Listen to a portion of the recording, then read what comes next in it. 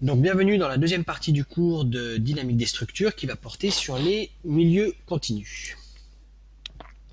Alors voici le sommaire que nous allons suivre pour l'ensemble de cette partie. Donc tout d'abord une introduction, ensuite on reviendra sur la définition de l'équation de l'élastodynamique et on verra le cas de l'application aux poutres. Et donc voici les sous-sections que nous traiterons dans le cadre des poutres que je vous laisse lire.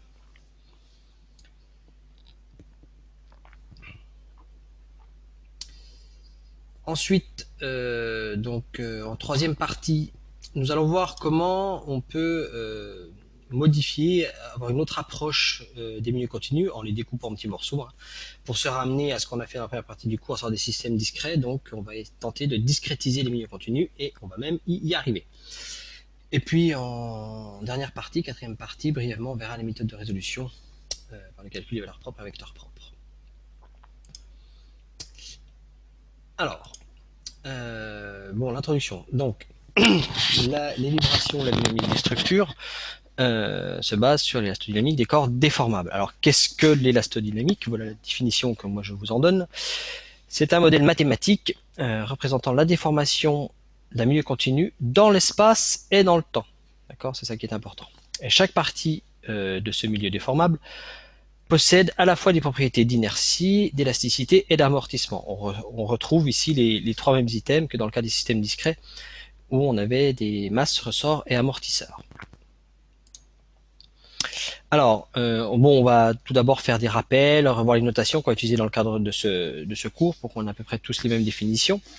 Donc, dans le cadre de la mécanique des milieux continus et des milieux déformables, on exprime les équations du mouvement en fonction des déplacements, suivant ici les trois axes cartésiens x, y, z, donc à savoir u, v et w, qui peuvent eux-mêmes, donc ces trois coordonnées des déplacements, être fonction des variables spatiales et de la variable temporelle, le temps. Donc x, y et z est le temps.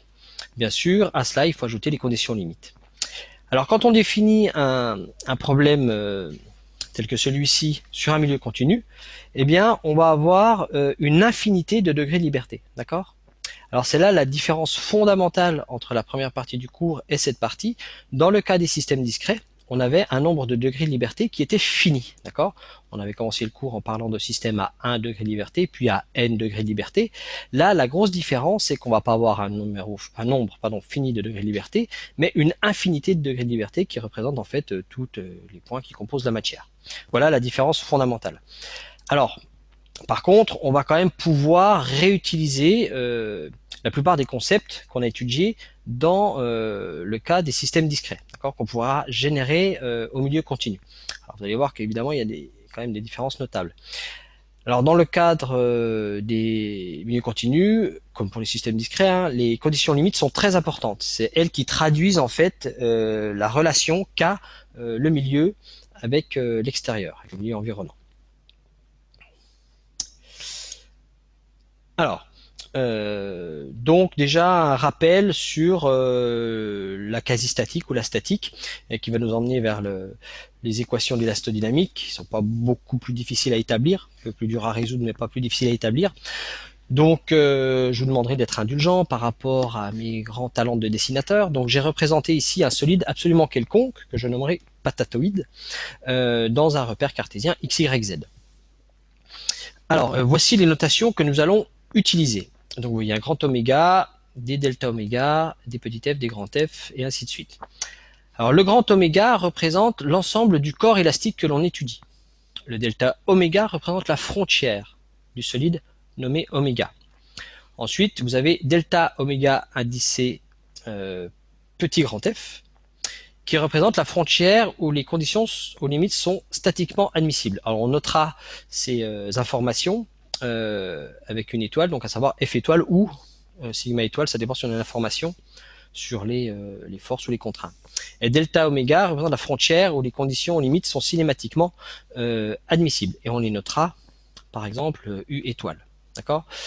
Donc très très important. Alors on l'a déjà vu l'année passée dans le cours des éléments finis. Il faut absolument savoir ce que sont les conditions aux limites statiquement et cinématiquement admissibles. Il faut bien faire la distinction entre les deux cas, c'est primordial. Et donc le petit f, vecteur, qui représente les forces volumiques que peut subir le solide étudié. Voilà, donc bien être familier avec ça, le oméga, le delta oméga la frontière, et le delta oméga f delta oméga u qui représentent les frontières où on connaît les conditions limites statiquement et cinématiquement admissibles. Petit rappel, mais bref, le vecteur déplacement u dans le cas de la statique qui dépend de x, y, z. Donc on a vu qu'on l'écrivait UVW, on peut tout aussi bien l'écrire U indicé X, Y, Z ou U indicé 1, 2, 3, selon les ouvrages de mécanique et ou de mathématiques, vous aurez les deux notations. Donc il faut être à l'aise avec les deux, on peut jongler de l'une à l'autre.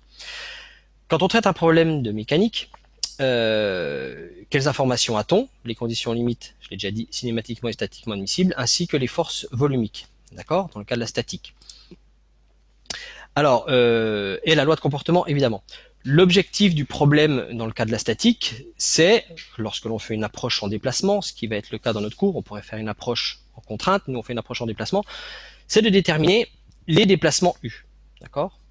Connaissant les déplacements U, on pourra obtenir les déformations epsilon et les contraintes sigma. D'accord? Comment va-t-on faire cela? Donc là, je ne vous apprends rien. On a à notre disposition ces relations, d'accord, qui nous permettent d'arriver à nos fins. Donc ici, les conditions limites cinématiquement admissibles, la relation entre le tenseur des déformations et les déplacements au sein de la matière. Alors je précise, dans le cas de l'hypothèse des petites perturbations, évidemment. Ici, vous avez le principe fondamental de la statique, qui est traduit avec le tenseur des contraintes et les forces volumiques, d'accord, sur le solide élastique oméga, enfin dans le solide élastique oméga. Et puis, les conditions aux limites statiquement admissibles sur delta oméga f. Évidemment, il nous faut aussi la loi de comportement qui permet de relier sigma à epsilon. D'accord? Donc là, dans ce cas-là, si on arrive à résoudre notre problème et qu'on détermine U, on peut avoir epsilon et on peut avoir le sigma par cette relation. On pourrait faire une approche en contrainte aussi, évidemment, de la même façon. Voilà, donc ça c'est le cas de la statique ou quasi-statique. Alors maintenant, on va se placer dans le cas de l'élastodynamique. Quelle est la différence fondamentale par rapport aux relations qu'on a écrites précédemment dans le cas de l'équilibre? Vous avez simplement un terme supplémentaire ici, d'accord, qui vient s'ajouter, on avait 0, qui correspond à la quantité d'accélération, d'accord, où on trouvera ici la masse volumique multipliée par donc la quantité d'accélération écrite en fonction du déplacement. Alors, établir ce système-là, c'est pas difficile, c'est le résoudre qui va nous poser plutôt des problèmes. Hein. Ok, c'est ça la grosse difficulté du cours.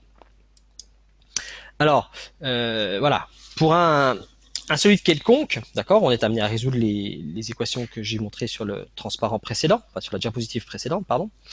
Et dans un cas très global sur une géométrie complètement quelconque, eh ben, la résolution de ces équations est très difficile, mais souvent impossible, d'accord.